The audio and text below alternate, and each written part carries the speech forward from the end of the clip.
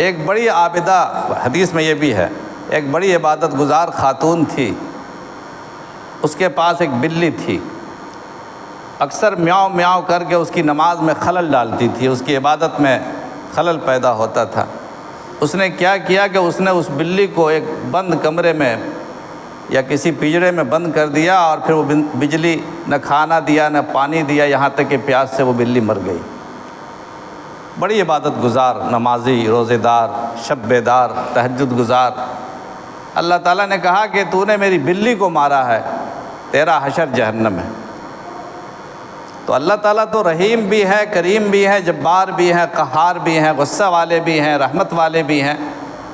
قرآن کریم میں سب ہے۔ سورہ فاتحہ میں غیر المغضوب علیہم ولا الضالین، جہاں آپ کو سورہ فاتحہ بسم اللہ الرحمن الرحیم آپ پڑھتے ہیں، اللہ رحمان بھی ہے، رحیم بھی ہے، جہاں آپ پڑھتے ہیں کہ اللہ رب العالمین ہے، الرحمن الرحیم ہے، مالک یوم الدین ہے، وہیں وہی بھی ہے کہ غیر المغضوب علیہم ولا الضالین، غصہ بھی ہوتے ہیں۔ کتنی قوموں کو اللہ نے اپنے غصے کی وجہ سے برباد کر دیا۔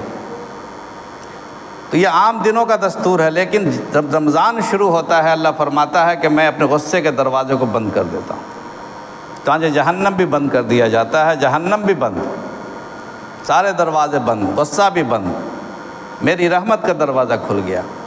اب بندوں کو چاہیے کہ میری رحمت کے قریب آویں، مجھ سے مانگیں۔ جب مہربان ہو جاتا ہے مالک، آقا جب مہربان ہو گیا، آقا نے رحمت کا دروازہ کھول دیا، اعلان کر دیا، تو اب مانگنے والوں کی ذمہ داری ہے کہ مانگے جا کر کے اپنے پروردگار سے تیار بیٹھے ہیں اللہ تعالیٰ۔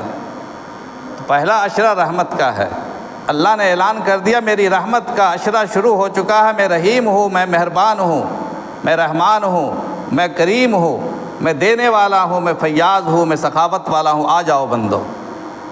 اب بندہ اللہ کے پاس جائے گا اور اللہ سے معافی مانگے گا کہ اللہ مجھے معاف کر دیجئے، میں گنہگار ہوں، خطا کار ہوں، آپ کے سامنے آنے کی ہمت نہیں تھی، لیکن آپ نے چونکہ رحمت کا دروازہ کھول دیا ہے اور کسی پر غصہ نہیں ہوں گے، اس لیے ہم آ گئے ہیں، تو اللہ تعالیٰ اسے معاف کر دیتے ہیں۔ کہ دوسرا عشرہ مغفرت ہے، اللہ تعالیٰ سے معافی مانگنے کا، اور اللہ تعالیٰ معاف کرنے کا کام کرتے ہیں۔ اس عشرے میں جو مانگے گا اللہ تعالیٰ اسے عطا فرمائیں گے، اسے بخش دیں گے، سارے گناہ بخش دیں گے۔